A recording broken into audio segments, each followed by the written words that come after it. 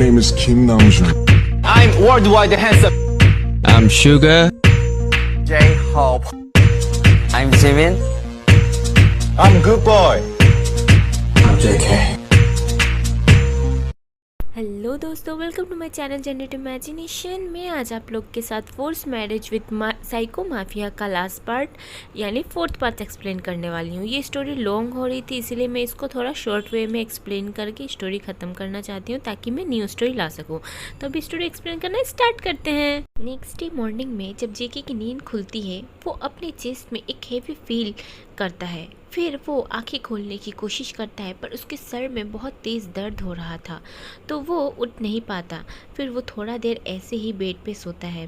फिर धीरे धीरे जब जेके अपनी आंखें खोलता है और देखता है कि ते उसके चेस्ट पर सर रखकर सो रही है। थोड़ा टाइम ते को ऐसे ही देखता है और जेके की हार्ट बीट तेज़ हो जाती है। जेके जैसे ही इस चीज़ को फील करता है, वो फट से ते के अपने आप से दूर करता है और बेड के ऊपर सर टिका के बैठता है और कल रात हुई बातों को सोचता है कि वो ऐसी हालत में क्यों है, आखिर क्या हुआ कल। फिर थोड़ी देर सोचने के बाद उसे सब याद आ जाता है। जेके का फेस में कोई भी रिएक्शन नहीं होता है। ते थोड़ी देर बाद उठती है और उसे अपने बॉडी में एक अजीब सा पेन फील होता है।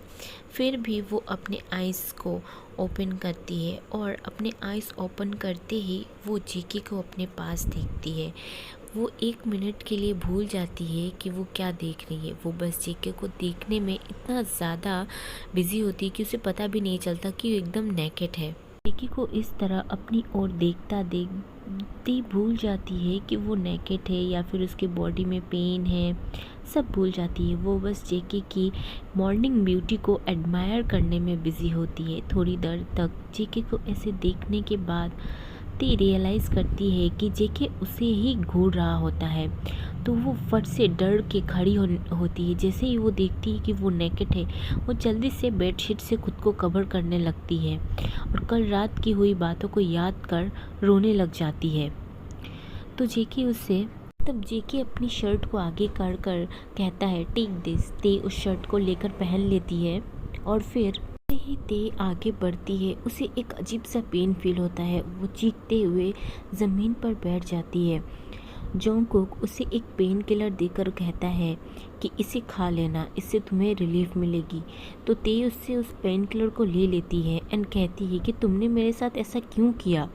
जेके कहता है भूलो मत कि हमारी शादी हो चुकी है और तुम मेरे घर पे रहती हो, तो मैं तुम्हारे साथ कुछ भी कर सकता हूँ। ये पेन किलर लो और अपने काम में। जब तुम इस शादी को मानते ही नहीं तो मैं क्यों मानूं कि मैं तुम्हारी वाइफ हूँ। तुमने मुझे एक मेड की तरह अपने घर में रखा, मुझ पे विश्वास भी नहीं किया और तुम कह रहे हो कि मैं तुम्हारी वाइफ हूँ, इसीलिए तुमने मेरे साथ ऐसा किया। वाइफ भी हूँ तब भी तुम मेरे साथ ऐसा ज़बरदस्ती नहीं कर सकते। तुम्हें मेरे साथ ये सब करने से पहले परमिशन लेना चाहिए, लेना भी पड़ेगा। इतना सुनते ही जोंगकुक को गुस्सा आ जाता है। वो ते के हेयर्स को अपनी मुट्ठी में कर अपने फेस के पास लाकर कहता है don't you dare to speak loud in front of me Mrs Jeon Taeong, otherwise consequences is not good for you. JK ने ना कभी किसी चीज़ के लिए परमिशन ली है और ना ही लेगा, और तुमसे तो बिल्कुल भी नहीं। मेरा जो मन आएगा मैं तुम्हारे साथ वही करूँगा, समझ में आया। के रूम से निकलकर चला जाता है और ते वहीं बैठे हुए रोती रह जाती है। ते बेड को साफ करती है और खुद को भी क्लीन कर जब वो नीचे जाती है, वो ढंग से चल नहीं पाती है। बहुत मुश्किल से जैसे तैसे चलकर वो नीचे जाती है और अपनी मेन मेड की काम में हेल्प करवाती है। तभी थोड़ी देर बाद मेड उसे लाकर खाना देती है, तो ते कहती है नहीं, मैं कैसे खा सकती हूँ। तो मेड कहती है नो मैम, सर ने कहा है कि आपको 3 टाइम देने के लिए खाना, आप खा सकती है, आप खा लीजिए। आप वैसे भी बहुत वीक लग रही हैं, क्या आप ठीक तो है ना। मैं ठीक हूँ, आप बिल्कुल टेंशन मत कीजिए। जेके अपने ऑफिस के लिए चला गया था।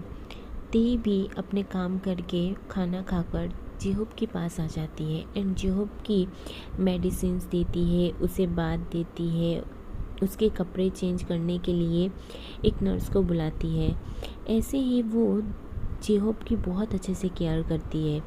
दिन धीरे धीरे बीतते जाते हैं और इन दिनों में जब भी जेके को नीड की ज़रूरत होती है वो तेई के साथ फोर्सफुली इंटीमेट होता है।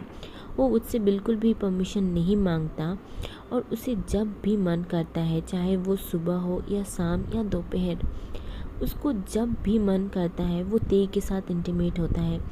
इस वजह से तेई बहुत ज़्यादा कमज़ोर होती जा रही थी। वो दिन पे दिन बहुत ज़्यादा कमज़ोर होती जा रही थी। ऐसे ही पूरा साल निकल जाता है और न्यू ईयर के पहले तेई अपना काम ख़त्म कर कर जेहोब के पास बैठी होती है और उससे बुक्स रीड करके सुना रही होती है। तभी अचानक से जेहोब का बॉडी मूव करता है। तेई घबरा कर जेके को बुलाती है। जेके भी भाग कर आता है एंड वो डॉक्टर को भी कॉल करता है। तभी हमें पता चलता है कि जेहोब जो है वो कोमा से बाहर आ गया है। डॉक्टर उसे चेक करते हैं और वो कोमा से बाहर आ चुका होता है। वो बिल्कुल ठीक होता है। जेहोब को ऐसे ठीक देख जंगकुक बहुत ज़्यादा खुश होता है और उसे गले लगा लेता है और कहता है कि थैंक गॉड भाई, आप ठीक हो गए, मैं आपको बहुत मिस कर रहा था। तभी जेहोब कहता है, जेके तूने ये तेई के साथ गलत किया। भले मैं कोमा में था लेकिन मेरी ब्रेन फंक्शन अच्छे से काम कर रही थी। तेई ने कुछ भी नहीं किया है, बल्कि ये तो वो लड़की है ही नहीं जिसकी वजह से मेरा एक्सीडेंट हुआ था। तो जेके को ये सुनकर बहुत बुरा लगता है। कहता है, आई थिंक जेके तुझे तेई से माफ़ी मांगनी चाहिए और उससे प्यार से बिहेव करना चाहिए। फिर जेके तेई से माफ़ी मांगता है। तेई कहती है, तुम्हें अगर मुझे माफ़ करना है तो मुझे डिवोर्स दे दो, मैं तुम्हारे साथ नहीं रहना चाहती। कहता है, ये इम्पॉसिबल है, मैं तुम्हें कभी डिवोर्स नहीं दूंगा, तुम्हें मेरे साथ ही रहना पड़ेगा। जेहोब कहता है, हाँ तेई तुम जेके को डिवोर्स मत दो। भले ही वो थोड़ा गुस्सैल है या फिर मुझे लेके बहुत ज़्यादा सेंसिटिव हो जाता है, पर वो ऐसा बिल्कुल नहीं है। आई होप कि तुम्हें एक बार उसे चांस देना चाहिए। तो तेई कहती है, आई एम सॉरी भाई, मैं आपकी बहुत इज़्ज़त करती हूँ, पर मैं इस इंसान के साथ नहीं रह सकती जो मेरी इज़्ज़त नहीं करता। खैर, मैं आपसे अब कुछ नहीं कहना चाहती, पर मैं इतना चाहती हूँ कि मुझे वो आज़ाद कर दे, बस। जेके कहता है, इम्पॉसिबल, मैं तुम्हें कभी नहीं छोड़ूंगा, तुम चाहो या ना चाहो। तो गुस्से में आकर तेई कहती है, पर तुम मेरे साथ ऐसा क्यों कर रहे हो? तुम मुझे छोड़ क्यों नहीं देते? जबकि तुम मुझसे प्यार भी नहीं करते, तो तुम मुझे क्यों नहीं छोड़ रहे हो?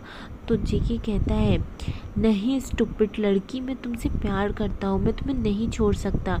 भले उस एक्सीडेंट की वजह से मेरा भाई की इस हालत हो गया था, फिर भी मैं जब भी तुम्हें देखता मेरा दिल जोरों से धड़कने लगता है, इसीलिए तो मैं तुम्हारे देखो जो हुआ सो हुआ, पर प्लीज़ तुम मुझे माफ़ कर दो और हम इस रिश्ते को एक नया चांस देते हैं।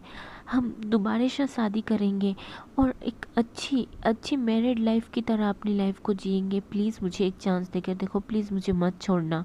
तुम पहली लड़की हो जो मेरी लाइफ में आई और मैं तुम्हें खोना नहीं चाहता।